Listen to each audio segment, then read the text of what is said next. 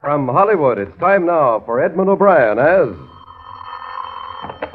Johnny Dollar. Mr. Dollar, this is Miss Beale at the travel office calling back. I got your plane space all right. Oh, good. Wait till I get a pencil. Okay. You leave Idlewild tomorrow morning at 9 on National Flight 405, and you reach New Orleans tomorrow evening at 5:01. 5:01. Got it. You'll have to stay in New Orleans overnight, and the earliest flight I could get out of there is Pan American number 701 the next morning at 8. 8 o'clock. That'll put you in Managua at 5:50 that evening. And there's a train from there to San Juan del Sur. Oh, that part of it should be fun. The fare one way, including tax, is $216.55.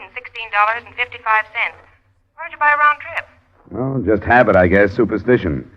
I don't like to presume I'm going to get back from any of these trips I make. That would really be asking for trouble.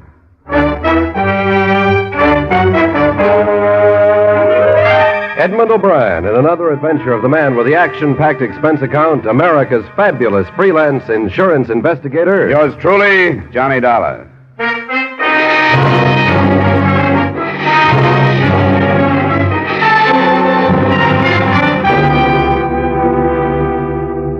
Expense account submitted by Special Investigator Johnny Dollar to Britannia Life Insurance Company, Hartford, Connecticut. The following is an accounting of expenditures during my investigation of the David Rocky matter. Expense account item 1, $4.50, transportation from Hartford to New York City. Item 2, $1.20 cab fare to the hiring hall of the National Maritime Union.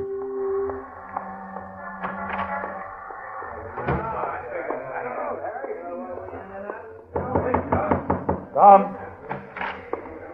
I talked with you on the phone, Mr. Richter. Dollar? Oh, yeah. Well, like I told you then, your man is in San Juan del Sur. Or if he left, we don't know about it. I hope he's there. I've got plane reservations. I called the Edwardson line. That's the outfit he was sailing for. I want to double-check on our records, and theirs are the same. He missed his sailing in San Juan del Sur. They signed on a local man as far as Panama. The ship was the Lyle Edwardson? That's it. Can you give me anything that would help identify him? Well, here's his signature and his last job assignment card. Oh. Can I keep this?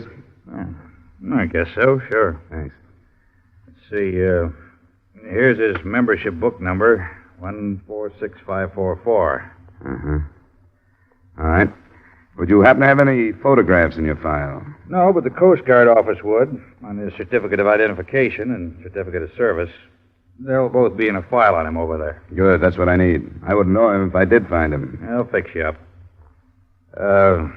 Naturally, I'm curious, you flying all the way down to that port. What do you want with this David Rocky? Mind telling me? He just became a millionaire. What? Well, when Rocky was a kid, he was adopted by a Titus Morgan in Boston. Wealthy man. He just died, leaving everything to Rocky. How do you like that? $1.5 million, including $50,000 in insurance. That put me on the case. How would you like to get some news like that? I don't think I could take it. Well, thanks a lot, Mr. Richter. That was nothing. Yeah, when you find this guy, ask him if he can spare a few bucks for the seaman's home, will you?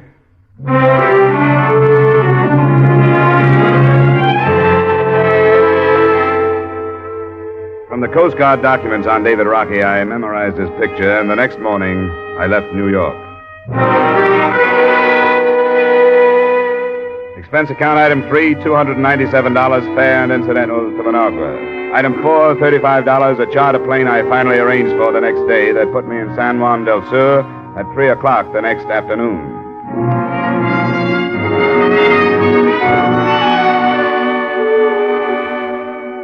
I found hotel accommodations and then looked up the local office of David Rocky's last employers, the Edwardson Steamship Lines.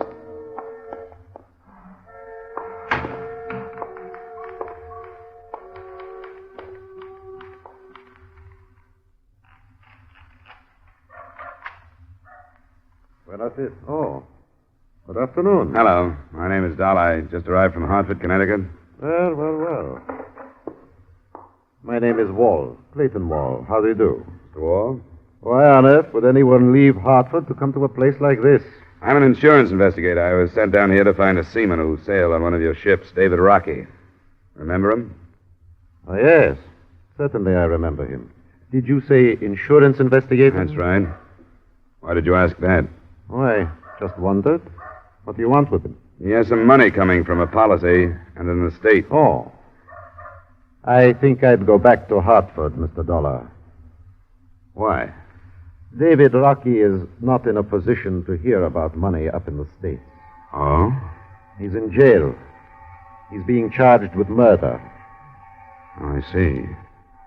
When did this happen? I'm afraid I don't have all the particulars. The papers, they aren't famous here for accurate reporting.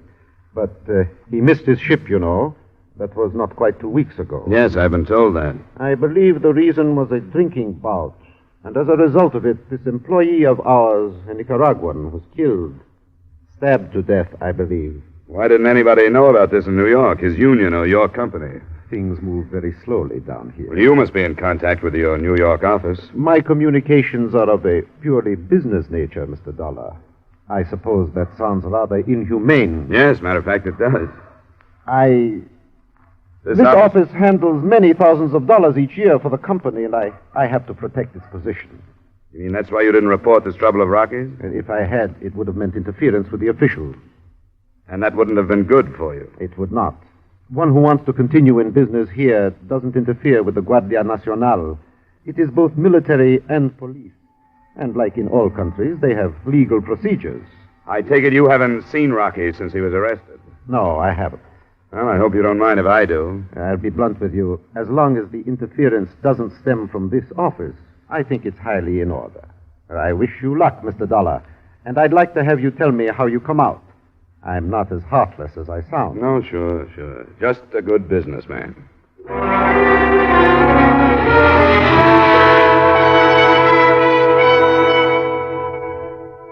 Before I tackled them, I learned what I could about the police setup in Nicaragua. The Guardia had been organized originally by American Army and Marine officers. A lot of what I dug up would have been good news to criminals, a couple of thousand men enforcing laws in the country about the size of New York State. But at least it looked like I'd find somebody who could speak English. I did, but that was all there was in my favor. You cannot talk to him. He's a prisoner, and I will not have people talk to him. Why not, Sergeant? Why don't you want me to see him? It's for me to say. That is my order. You're an important man, I understand that, but there are some who are more important. What do you say? You're evidently used to dealing with people who are afraid of you. I don't have any reason to be afraid of you. Importance? I do not understand. And fear? I'm here under the proper papers. They give me certain rights. David Rocky was under papers, too. He has rights. Does he have a lawyer? He does not want one. That's difficult to believe. You think I lie? I think you'd better let me go see him. No. He's a prisoner. Prisoner or not, he has a right to see me. I'll go to the American consul in Managua if I have to. You must know where he'll go, to your superior officers. You can't do this because of personal feelings, Sergeant. You say 10 minutes, no more. Thanks. Maybe that'll be enough.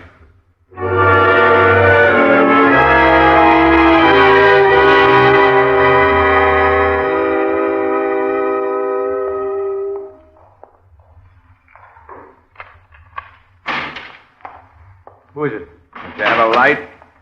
No. Who is it? My name is Dollar, Rocky. I came down from the States to find you. That's a laugh. I know how these things go. They haven't even heard about it up there, so why should anybody come looking for me? Titus Morgan died. Oh, I'm sorry to hear that. What does that have to do with it? He, left you a little money, some insurance. Company wanted to find you so they could clear their books. This a fact? Yeah. What about this murder charge? If you've been outside, you know more about it than I do. This is where I woke up, and this is where I've been. I don't know what's going on. What do you mean, this is where you woke up? I got drunk. I don't remember getting here. You know about the murder charge? Oh, yeah, they told me about that. What happened? I don't know. I drank too much. It almost seems like I got a Mickey. Did you kill this guy? Are you on the level? Certainly I am. Here, hold my wallet while I get a match. That's my operating license. My cards are inside. Connecticut. It's close to home. I'm sorry I was so suspicious, but you could have been working for the police, coming in here to give me some false hope and make me blab. What about the killing? I don't remember. I don't know what happened. His name was Sagasa. He was foreman of the longshoreman crew that loaded us. I know that. Well, I didn't have to stand watch that night, so I went with him. I've done it before. I knew him. There were all these drinks at his place finally with his wife. I remember midnight, but not much after that. except half remembering going to bed because I was so stiff. You went to bed there? I'm not even sure of that. I think so. I don't remember going anyplace else. And believe me, I've been trying to. What then? I don't know. Almost like a nightmare. I can remember the police being there. In the morning, I was here. And that Sergeant Ortega won't tell me what's going on or let me see anybody. I don't even know how he was killed. You'd been stabbed. He was lying on the floor in the middle of the front room. I wouldn't have any reason to kill Emiliano. You remember who was with you? Yeah, there was his wife, as I said. What's her name? Misha. Tell me about her. Well, there's nothing about her. She's Sagasa's wife. After I met him, I met her. I've made this port quite a few times and got to know them both. Mm-hmm. Who else was with you? 2 other men. One was Dave Light. He was a crew member of the ship, so he's gone. The other is Chris Binstead. He's in charge of the warehouses here for the Edwards and Company. Then there was another girl, Alicia. I don't know where she came from. I'll find out. You're really going to look into it? Yeah? I don't see an American sitting here in a black cell without somebody helping him. I won't say I've been praying, but if I had been, you'd sure be the answer to them. I'll let you know what I find out. And Mr. Morgan died. That's right. He was a great man. I wish I'd stayed home. I'll try to see you tomorrow night. Hey, let me out.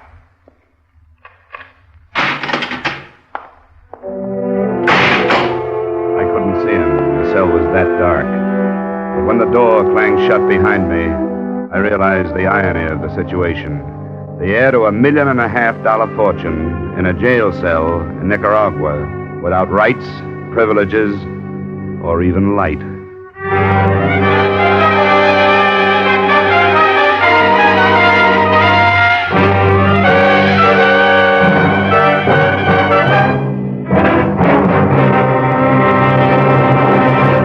We will return you to the second act of yours truly, Johnny Dollar, in just a moment. Every Saturday night, Americans from coast to coast play Sing It Again. Do you? Well, if you don't know the fun and excitement you're missing. Prizes galore, plus a special jackpot prize if you can name the Phantom Voice. So stay at home, play at home on Saturday nights, when over many of these same CBS stations, Dan Seymour says it's Sing It Again. And now with our star, Edmund O'Brien, we return you to the second act of yours truly, Johnny Dollar.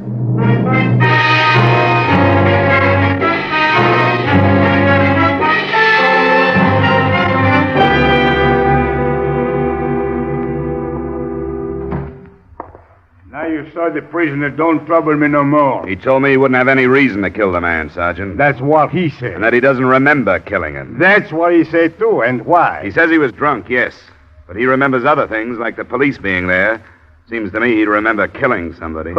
Why you think he tell the truth if he do remember? It just seems to me that he was telling the truth. You are too innocent, senor. Maybe.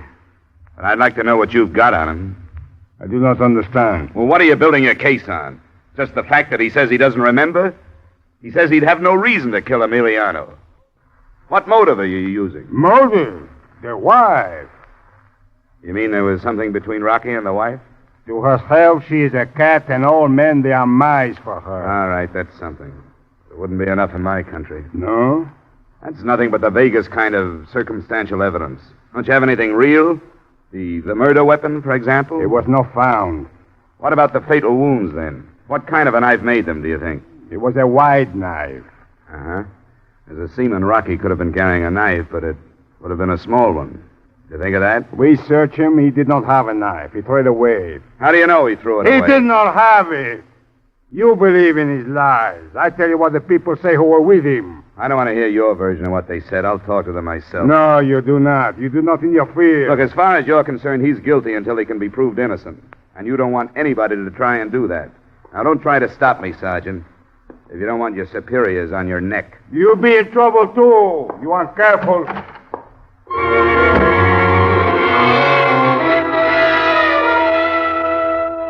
My first move was to get a cable off to Hartford advising the company of the situation and suggesting that the Titus Morgan estate send a lawyer to San Juan del Sur as quickly as possible. By then, it was 5 p.m. Through Clayton Wall in the Edwardson office, I found the address of the Sagasa widow, one in a section of houses that the company had improved for their employees. Mrs. Sagasa was an attractive, unusually fair-skinned woman of maybe 23 or 4 who was outside enjoying the moist wind of evening when I arrived. She, too, spoke English. The company taught me. I work there. Oh, seems to be a good company. Does a lot for its San Juan people. Sometimes I think it is good. But then sometimes I think it would be better never to know any Americans. But they bring me many presents from America. David Rocky and who else? The other sailor from the ship, the one named David. Light? Yes, that one too. And one called Robert. What did your husband say about all these presents? Didn't he mind? Only sometimes he was angry. He would say, "You are my wife, you don't take these things." And I say, "Yes, Emiliano, I'm your wife. And these things don't change that."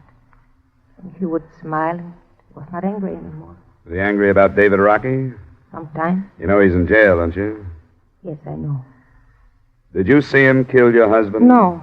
I understand you were here. Yes, I was here with Alicia. We came out here. It was hot inside. Oh. And the men were still inside, huh? Dave Light and Rocky and your husband? Yes. And there was one other, wasn't there? What was his name, Binstead? Yes, Chris Binstead. Did you hear anything from out here? Well, no, only talking. All of them talking? I think so. David Rocky thinks he remembers lying down while he was here. I think he stood up. He was up when you came out of your house? Yes, I think so. It was... Well, there was a lot of rum. Yes, I know. Had there been any trouble? Any arguments? No, I don't think so. Don't you remember? There was only trouble when Chris ran out. Then Emiliano stayed. What did Chris say? He said, "Dave, he cut Emiliano."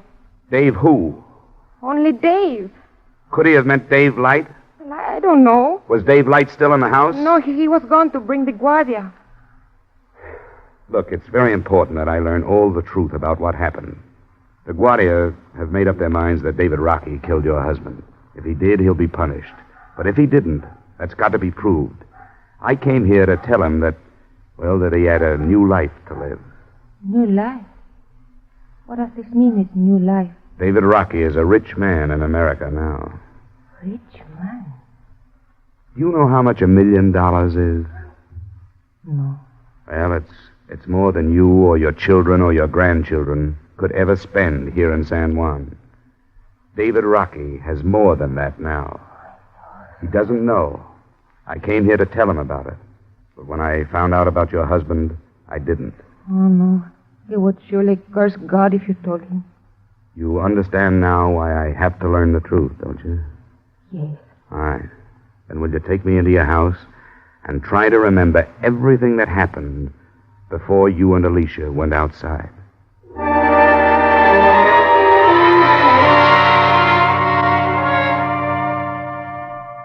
Another Edwardson ship had docked that evening, and I found Chris Binstead on the wharf supervising the placement of the cargo that was streaming into the warehouse. He didn't want to, but he turned his job over to a helper and led me up some stairs to his office in the loft of the building. I don't quite get you being down here. You say Dave Rocky came into some money, huh? Yeah, a little. From an insurance policy. Somebody in his family? He didn't have any family. That's what I thought. He never talked about having a home or anything. Did you get in to see him? Yeah, I saw him. It's a whale of a spot he's in. Yeah. I feel sorry for him, but what else can you expect? Did you see him kill Sagasa, Chris? Yeah. And I don't want to see anything like that again. What happened exactly?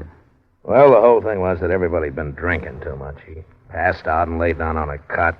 If he'd stayed there, everything would have been all right. But Misha, she's nothing but a package of trouble anyway. She had to go over and try to wake him up. She said something that got her husband started. What do you mean, started? Yeah, riled up, something personal. So he goes over and dumps Rocky on the floor and tells him to get out and not come back.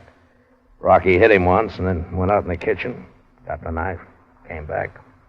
Misha told me she was outside. Yeah, she was. I sent both the women out when the trouble started. She said there hadn't been any trouble. She knows better than that. Yeah, I guess so. Well, I can't see why she'd lie. I never figured them out, any of them. Anyway, Rocky came back with a knife, and they called each other some names, and then all of a sudden there was Emiliano on the floor. Then what? Yeah, that was the end of it. Went and told Misha what had happened. Dave Light went after the Guardia. What did you say to Misha? Oh, I just told her that Rocky had killed her husband. She says you told her Dave did, that you didn't say Rocky. Well, maybe I did say Dave, but I meant Dave Rocky. What are you pressing me for? Just trying to find out what happened. I told you what happened. How about this Dave Light? How come he was able to climb aboard his ship and leave? He reported the thing. Mr. Wall at the main office talked to the Guardia, and they let him go. What is all this, Dollar? You got the facts. It's funny that David Rocky doesn't remember killing him. Is that what he says? He doesn't remember? A man who does a thing like that when he's blind drunk is usually following his subconscious mind. That would mean that when he's sober, he probably would have thought about killing Emiliano. So? That would mean that the motive might be the elimination of the husband.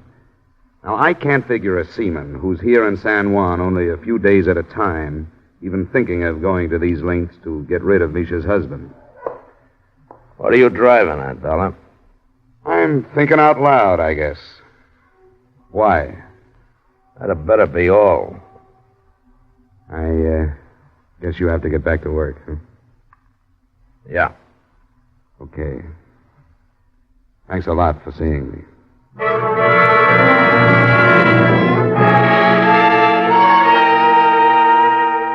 It was coal black when I left and made my way on foot back to my hotel. A message was waiting for me at the desk. Please phone Mr. Clayton Wall. Dollar. I've been waiting for you to call. Yes, Mr. Wall, what is it? The widow Micha came to my house. She wanted to get in touch with you. That's funny. I gave her my hotel. You were out and she couldn't find you. Oh, yeah, maybe that's it. What does she want? She didn't tell me, but she'll be at her house and would like to have you come there. All right, I'll go right over.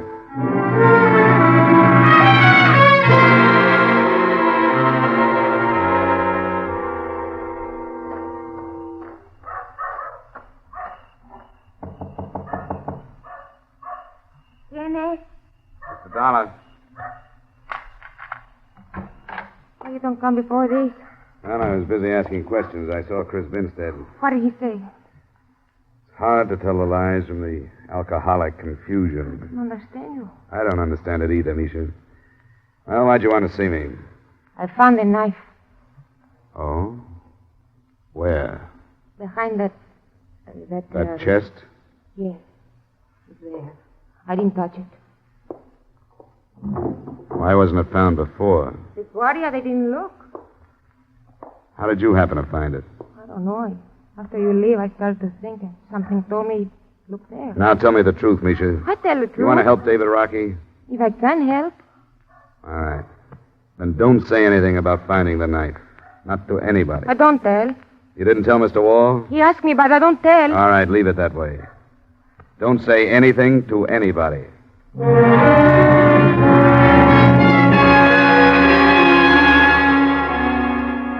I slept after that, almost the first sleep I'd had since I left New York.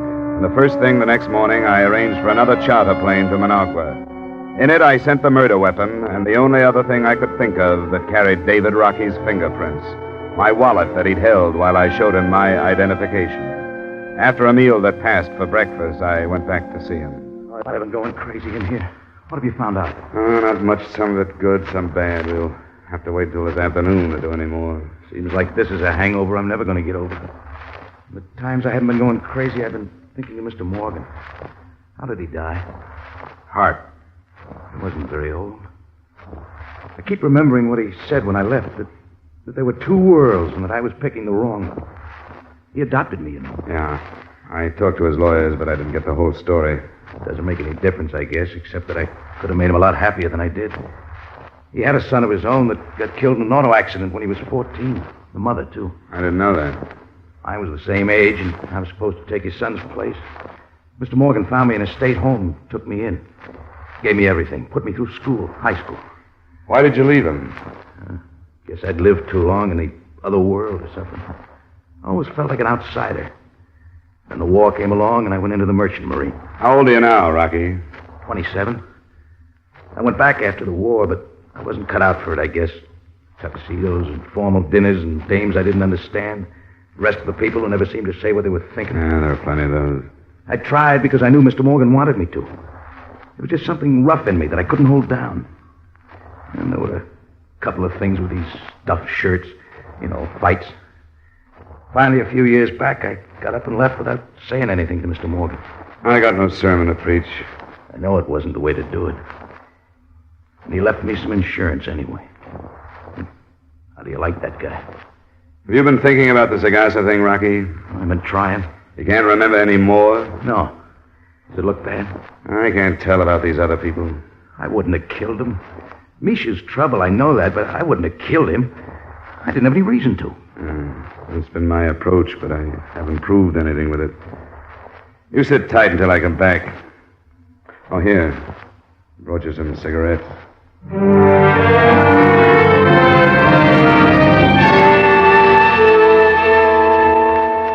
I got an answer that morning on my cable to Hartford. The Morgan estate was sending a lawyer. Then I waited until the middle of the afternoon when the charter plane came back from Managua with the results of the fingerprint tests. There was only one place to go.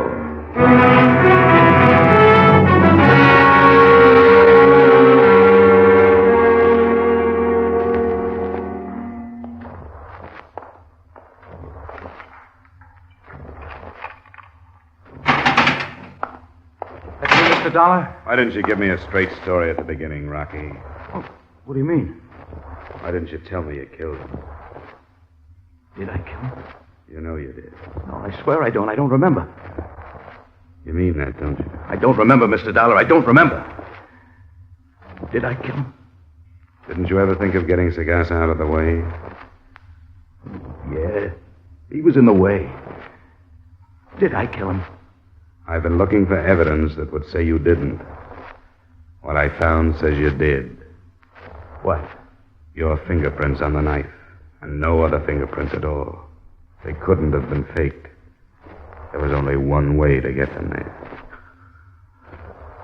Oh, I'm sorry. So am I. I didn't mean to. I had no reason to. Why did I? Well, things happen, I guess. It could have happened to anybody who doesn't have any more sense than I do. I got nobody to blame. Nobody.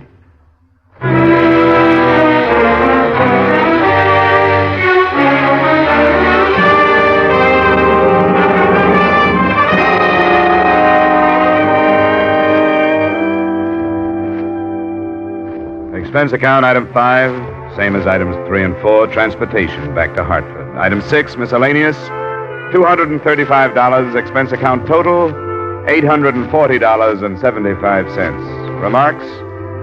I'm sorry the mission wasn't more successful.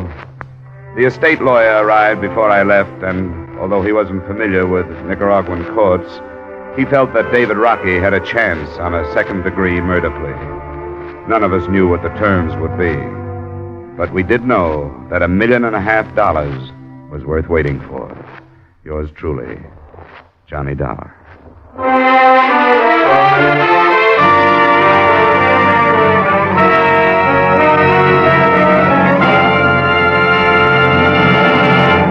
Yours truly, Johnny Dollar, stars Edmund O'Brien in the title role and is written by Gil Dowd with music by Wilbur Hatch. Edmund O'Brien's latest picture is a Paramount Pictures production, The Redhead and the Cowboy. Featured in tonight's cast were Lillian Baeff, Bill Conrad, Tyler McVeigh, Edgar Barrier, Jay Novello, and Jack Moyles. Yours truly, Johnny Dollar, is produced and directed by Jaime Del Valle. This is Dick Cutting, inviting you to join us next week at this time when Edmund O'Brien returns as Yours truly, Johnny Dollar.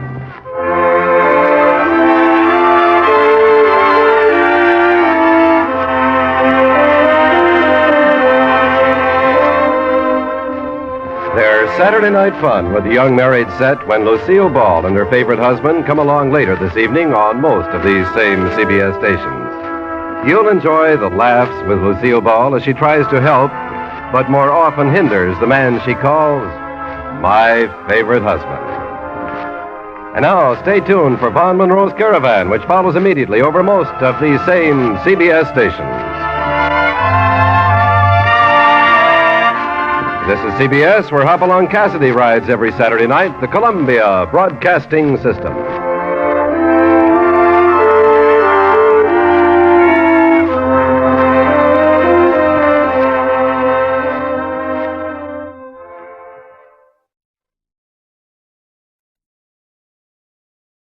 From Hollywood, it's time now for Edmund O'Brien as... Johnny Dollar. Mitchell Dollar. Oh, swell. Take some warm milk. You'll be asleep in an hour. I'm sorry to wake you up, but this is important. Okay. How fast can you get to New York? Pretty fast. If you let me get out of bed and slip on some clothes, I might make it in a couple of hours. Well, it's 5:30. Get to the New York office by the time it opens. Unless I get a 40-mile tailwind, you're going to be an awful liar.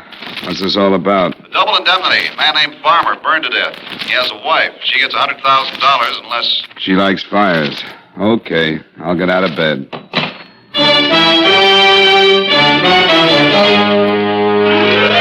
Edmund O'Brien in another adventure of the man with the action-packed expense account, America's fabulous freelance insurance investigator. Yours truly, Johnny Dollar.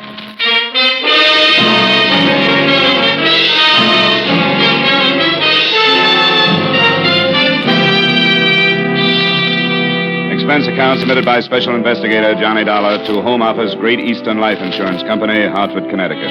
The following is an accounting of expenditures during my investigation of the George Farmer matter. Expense account item 1, $5.80 for gas and a cup of coffee between Hartford and your New York office. Oh, come in, Mr. Dollar. Mr. Mitchell called me this morning, 5 o'clock, said you'd be here. He called me at 5:30. He must have been very sure you'd take the job. He's familiar with my bank account. Here are the briefs on the case. Mr. Farmer was on his vacation in the Catskills, a place called the Sportsman's Retreat. Uh-huh. This is the correct address on the wife? Yes. Oh, excuse me. Yes? Who? Oh, put him on. Yes, hello, Dr. Evans. Yes. Farmer? George Farmer? Yes, that's right. Our investigator's here now. All right, I'll have him come right over. Certainly. This is Dr. William Evans, one of our insurance doctors. He says he has some information on the Farmer case. Oh? He was the one that okayed Farmer for the policy. He's in the Equitable building. You better go on over. He says it's rather important.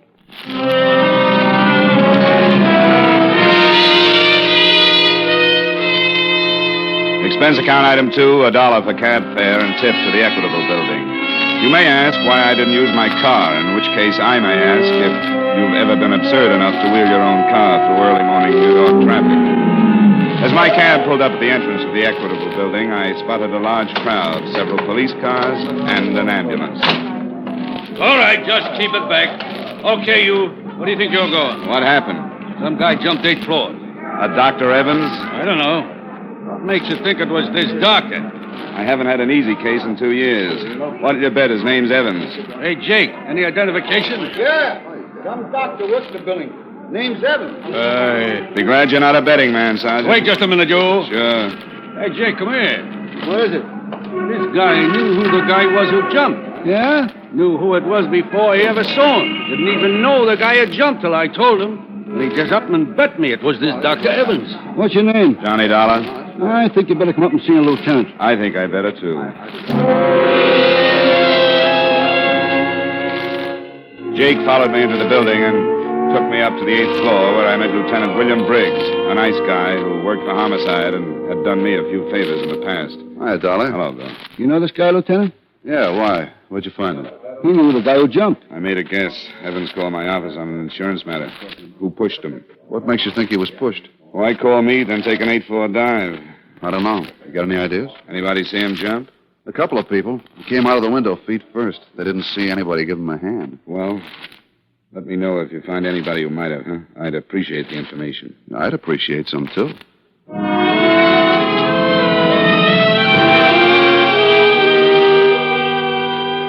Expense account item 3, $1.50 for another cab to the home of Mrs. George Farmer. On the way over, I tried to put the first pieces together. A man named Farmer burned to death. A doctor named Evans had examined him and had some information. Evans winds up dead on the sidewalk. Answer, maybe Mrs. Farmer had it. Come in, Mr. Dollar. Thank you. It's going to be another hot day. I think everybody should have air conditioning, don't you? Definitely. Just make yourself comfortable. Can I get you something cold? Oh, no, thank you. I'd like to ask you some questions, Mrs. Farmer. About my husband's death? Yes. I've already talked to Mr. Arthur from your office, and I've told the police everything I know. Do you know a Dr. Evans? Dr. Evans? No. No, I don't know any Dr. Evans. Your husband never mentioned him. No. What's he got to do with my husband? He examined him for his policy. Do you know who sold your husband his policy? I thought you were from the company. Late hunch. Thought you might save me the trouble of checking. No, I don't remember who sold him the policy. All right, Mrs. Farmer. Thank you very much. Is that all? Yes, Mrs. Farmer. That's all for now.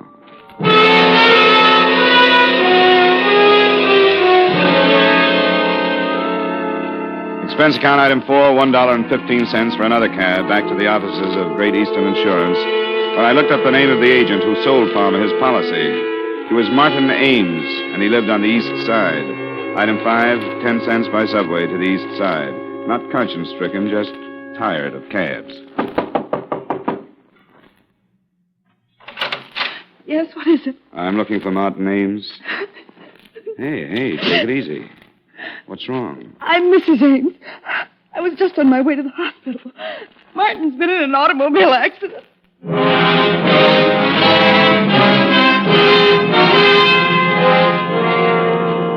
Expense account item 6, $8 for a cab. Fast and necessary. $3 for the necessary, $5 for the tip to make it fast. Nurse? Yes? I'm Mrs. Ames. I was told my husband... Oh, yes, Mrs. Ames, if you'll just have a seat. Who's in charge of the case? Dr. Gerson, I'll call him. But I want to see my husband. Can't I see him? You'll have to see Dr. Gerson first. But I want to know how serious it is. I should be with my husband if it's serious. If you'll just be patient for a moment, I'll get Dr. Tully. Come on, Mrs. Ames. Let's sit down over here. Come on. Now, just try and take it easy. Everything's going to be all right, believe me. Dr. Gerson, third floor reception. Dr. Gerson, third floor reception, please. Hello, darling. Oh, hello, Bill. Dr. Gerson. No, this is Lieutenant Briggs, Mrs. Ames. Police officer. Just a friend. Nothing about my husband. No, Dr. Gerson's the man you want to see. Can I talk with you, darling? Yeah, sure. You'll excuse me, Mrs. Ames? Yes, of course. You'll be all right? I'll be all right. Okay, Lieutenant. Yeah, this is far enough. About her husband? Yeah. Died 5 minutes ago. Accident? Hit and run. Before he died, he told us a car ran him off the road. He went down a 20-foot embankment and right into a cement retaining wall. Wall stopped him from going any further, but it broke his neck. Any lead on the other car? Lonely stretch of road. No one else saw it, and it happened too fast for Ames to see much. One of your company salesmen, wasn't he? Yeah. Oh, there's Dr. Gerson. I don't envy him.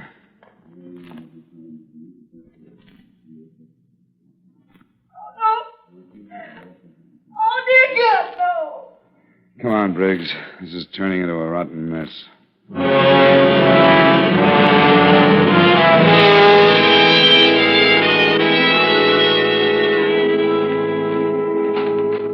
Yes? Oh, Good afternoon, Mrs. Farmer. This is Lieutenant Briggs. more questions? Afraid so. Come in. Sit down. Thank you. Mrs. Farmer, 2 men have been killed today. Both of them knew your husband. What are you getting at, Lieutenant? I'm not sure. Where were you at the time of your husband's death? Right here. Right in this apartment. Why didn't you go with him to the Catskills? Because I didn't feel like it this year. He's been going to Catskills every year for the past 15 years, and I was getting tired of it. Are you trying to imply that my husband's death was not an accident? We're just trying to find out why 2 men were killed. What have these 2 men got to do with my husband? Who are they? One was the doctor I mentioned this morning. I told you I never heard of him. The other was the insurance man who sold your husband his policy. I don't know anything about him. I never met him. Your husband started the fire by smoking in bed and then falling asleep. I guess so. How would I know? Was he in the habit of doing that? We've done it once or twice over a period of 15 years. Mr. Dollar, it seems to me your company is trying its best to get out of paying the money that's due to me. We're always allowed a certain time for an investigation. A representative from your company went up to the lodge and made an investigation. What more do you want? You were here in town at the time of your husband's death? Yes, and I can prove it. Now, if you have any further questions, I suggest you take them up with my attorney. I'm sick and tired of this whole thing. You've had absolutely no consideration for me. My husband is dead, and you persist in foolish, tiring questions. Now, please leave. I can't stand much more. All right, Mrs. Farmer. Don't bother showing us to the door. I'm entitled to that money, Mr. Dollar. I hope it won't be necessary to take legal action. Oh. Want to take a run up to Sportsman's Retreat, Lieutenant? Why? I'm just interested in knowing how Mrs. Farmer knew one of our investigators had already been up there.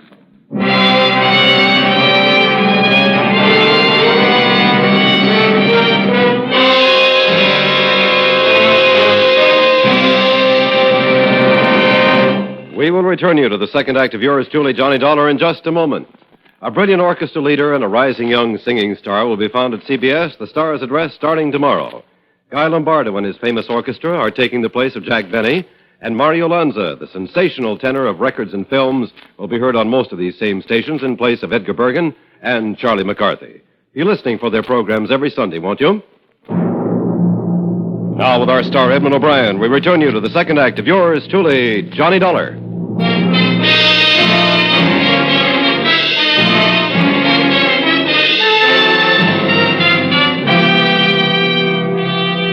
Briggs and I climbed into the squad car and started the long drive for the Catskills. Around 7 in the morning, we turned off the main highway and onto a dirt road.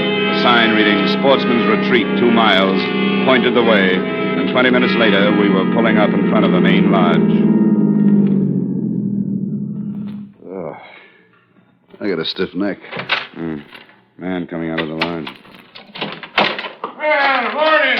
Good morning. Well, I suppose you could... Oh, police car, huh? Yeah, I'm Lieutenant Briggs. This is Mr. Dollar. Oh, Mr. Well, howdy. You up here about Mr. Farmer's death? Yeah, unofficially. You run the place? Well, do you ask? I'm the foreman. My name's Pop Sloan. Everybody just calls me Pop. We thought we'd stay a while, Pop. Can you put us up? Why, why, sure. How long you figure on being around? Not long. Well, come on in. Come in. Breakfast was an hour ago. If you're hungry, I can have the cook rustle up some old any bacon and eggs. Anything. Oh, sounds good. Many people staying here, Pop? Oh, about 14. 14. The same crowd comes up every year. It's sort of a club, you might call it. How many years did George Farmer come up? Oh, about the last 15 years, I guess. Who owns the place? Mr. Phillips. He ain't here now. He phoned and said he'd be in sometime this afternoon. Say, how come you fellas are interested in Mr. Farmer's death? We had the sheriff investigate. Some insurance fellow was up here for 3 days. You're a little late, ain't you? Well, a few things we haven't cleared up, Pop. Sure appreciate some help. Well, I'll give you all the help I can. I'll go get some breakfast for you, and then we can gab a while, eh? Pop went back to the kitchen, and we relaxed in a couple of big leather chairs in front of a large window that looked out on a row of cabins. Well, that last cabin must have been Farmer's. Yeah, nothing much left of it. Beautiful up here, isn't it, Johnny? Look at those trees with the sun shining through them. Lieutenant. Yeah? Your soul is showing.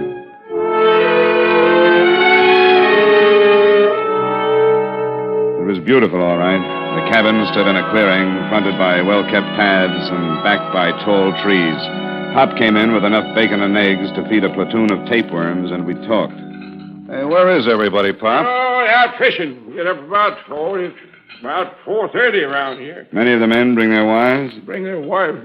Well, some of them. Mr. Farmer used to bring his up every year. He was the most beautiful, fine-looking woman, Mrs. Farmer. Didn't come up this year, though. Too bad, too. Oh, really? Why? Well, I might have saved him. Maybe she'd have been here. She might have caught him with a cigarette before he went to sleep. Well, who discovered the fire? Who did? Well, we all saw it, but it was too late. By the time we got there, the whole place was burning. By the time we got the hoses going, there wasn't much left. You say you all saw it? Where were you? Where were we? Why, we was up the Willow Peak cooking out. It's about 3 miles from camp. See it right from here. You see it? There's that tall peak there to the left. To the left, there's those trees. Yeah. How come Farmer didn't go along? Oh, he never went on many hikes. He had trouble with his legs. Anyone stay here in the camp besides Farmer? No, everybody was up at Willow Peak. Who examined the body? Well, Doc Combs from Evanston come up and looked at the body. Where is Evanston? Well, Evanston is about 50 miles east. But if you want to talk to the doc, you'll have to wait until he comes in from fishing. He's up here now? Yeah, he come up last night. He's going to stay a week with the fishing. Huh? Well, good morning, Mr. Phillips. Didn't you expect you this afternoon? This is Mr. Phillips, the owner. How are you? Hello. Some more police fellows, Mr. Phillips. Oh, about Mr. Farmer's death? Johnny Dollar. Yeah, I'm an insurance investigator. This is Lieutenant Briggs. He's the policeman. Well, I thought you both... I've got some bags in the car, Pop. Would you get them, please? Would you get... Well, yeah, sure. We just want to ask a couple of questions, Mr. Phillips. Oh, I thought the authorities were satisfied. Where were you when the accident occurred, Mr. Phillips? Well, I was on my way here from the city. I arrived about an hour later. You live in the city? I have a house there. I divide my time between there and the lodge. Tell us something about Farmer, Mr. Phillips. What kind of a man was he? You fellas want any more breakfast? No, thanks, Pop. Go ahead, Mr. Phillips. Well, there really isn't much to tell. Farmer was a nice sort of guy, quiet. Do you have any trouble with him smoking in bed before? Several times. Nearly started a fire 2 years ago. Wouldn't that make you watch him a little more closely? His wife came up with him every year, but this one, she was usually near enough to prevent any trouble. Isn't your company satisfied, Mr. Dollar? Routine. How long did Farmer usually stay here? Oh, a week, 10 days. However long his vacation lasted. He was in the advertising business, wasn't he? Yeah, I believe so. How much did it cost him to come up here every year? Oh, anywhere from $200 to $300. He was tight as the devil, known for it. This was the only luxury he allowed himself. He'd tell everyone he'd save all year just to come up here and relax for a week. Lieutenant, Mr. Dollar, here comes Doc Holmes. What's got a limit? You interested in talking to the doctor? Yeah, Pop tells us he was the one who examined the body. Hey, what did you get, Doc? Hi, Pop. Got my limit. Well, good for you. Come on over here. Couple of fellas want to talk to you. Well, how are you, Phil? Pop said you weren't due in till this afternoon. I'm fine, Doc. This is Lieutenant Briggs and Mr. Dollar. How are you, Doctor? Police? Him. The other's an insurance investigator. I want to ask you a few questions. Clear up a few things about George Farmer getting burned to death. All right. Thanks, Pop. What happened? Hey, How about having a cook clean up those fish, Pop? The fish? Well, all right, sure. I don't think I could tell you much more than I've already told the sheriff.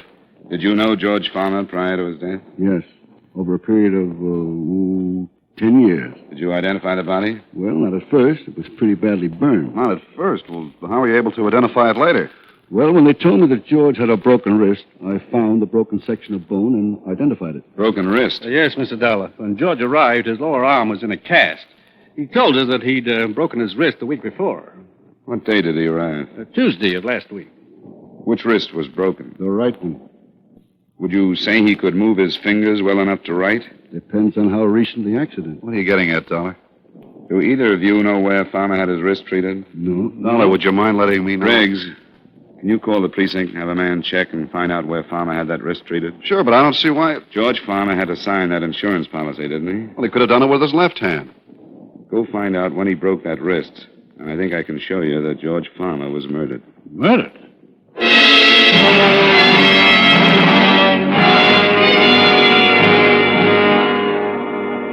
We all waited while Briggs put in a call to his precinct and sent a man out to check on where George Farmer had his wrist treated. Around noon, the call came in. George Farmer broke his wrist on the 26th of last month. That tears it. Was treated at the Olive Hospital. 3 weeks ago. Stayed one night at the hospital and went home. What date did he arrive here, Mr. Phillips? About the 4th. 2 weeks after the accident. He died on the 11th. That's right. Been here about a week. Dollar, would you mind telling me just what you're driving at? The insurance policy went into effect the 22nd of last month. The first claim on George Farmer's policy was the double indemnity clause, not an accident claim for a broken wrist. Come on, Briggs. Let's go back to town. Talk to Mrs. Farmer.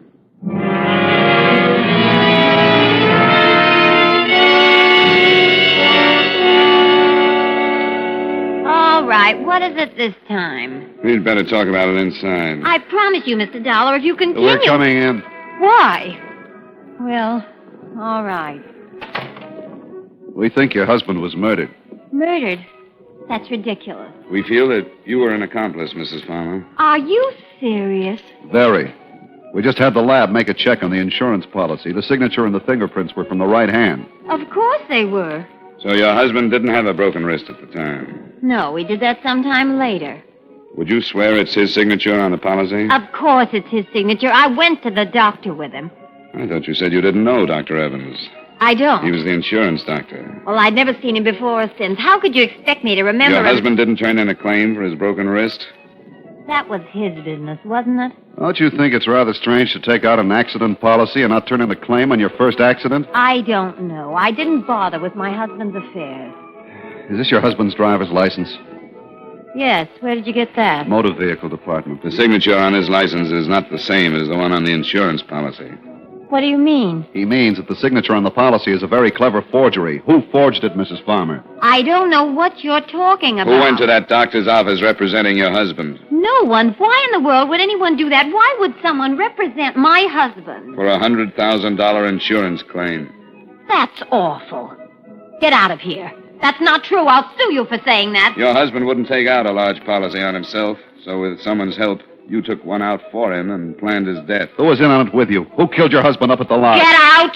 Get out! It had to be someone at the lodge who knew what cabin he was in. No! The insurance salesman and the doctor were both killed because they could identify the man who took out the policy as not being your husband. No! Your husband was going to take this trip, so you planned his death and stayed home for an alibi. The man killed the doctor and the insurance agent. Someone strong enough to run a car off the road and lift an unconscious man out of a window feet first. Who killed him, Mrs. Farmer? I did. Phil! Good evening, Mr. Phillips. Why did you come out? Why didn't you stay in the other room? They'd have worn you down sooner or later. The car's in the back. Hurry up. You did some fast driving. Left the lodge right after you did. Go on, Lorna. All right. Stay right where you are, Mrs. Farmer. I don't think you're in any position to be giving orders, Lieutenant. Sure he is. We expected you. Told you where we were going, gave you enough time to get here. And what are you going to do about it? Take you. Phil! Forgetting my gun. You're forgetting ours. Think you can shoot both of us before we get them out? I can try. Then try. Phil, no! Get out of the way!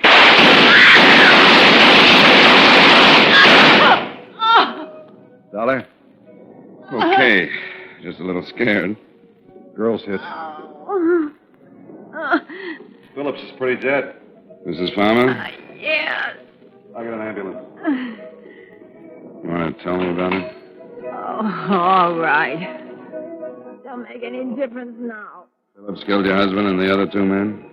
Yeah. We fell in love 3 summers ago. But he planned it. The whole thing was his idea. Sure, I know. The state is pretty narrow-minded about those things, honey. A guy like that gets ideas and gets dead for it. If you like his ideas, you just have to get into some kind of trouble along the way.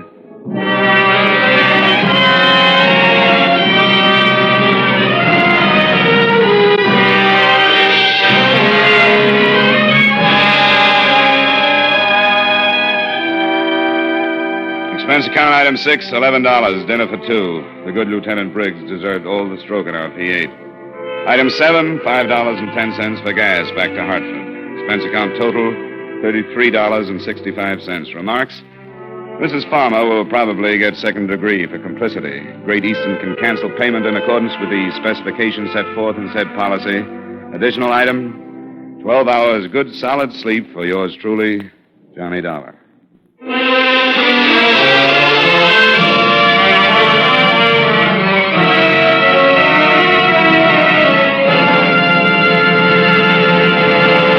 Yours truly, Johnny Dollar, stars Edmund O'Brien in the title role and was written by Blake Edwards with music by Wilbur Hatch. Edmund O'Brien can soon be seen in the Paramount Pictures production, Warpath. Featured in tonight's cast were Hy Averback, John McIntyre, Herb Butterfield, Harry Lang, Jeanette Nolan, and Virginia Gregg. Yours truly, Johnny Dollar, is produced and directed by Jaime Del Valle. This is Dick Cutting inviting you to join us next week at this time when Edmund O'Brien returns as... Yours truly, Johnny Dollar.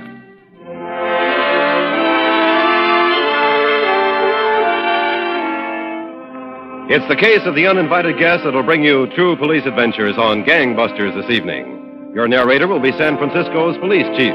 Gangbusters is heard every Saturday on most of these same CBS stations. Stay tuned now for 5 minutes of the latest news, which follows immediately over most of these same CBS stations.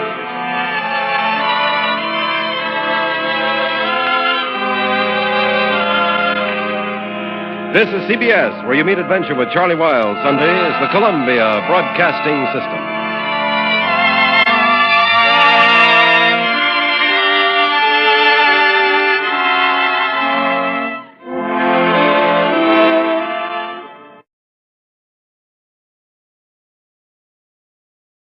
From Hollywood, it's time now for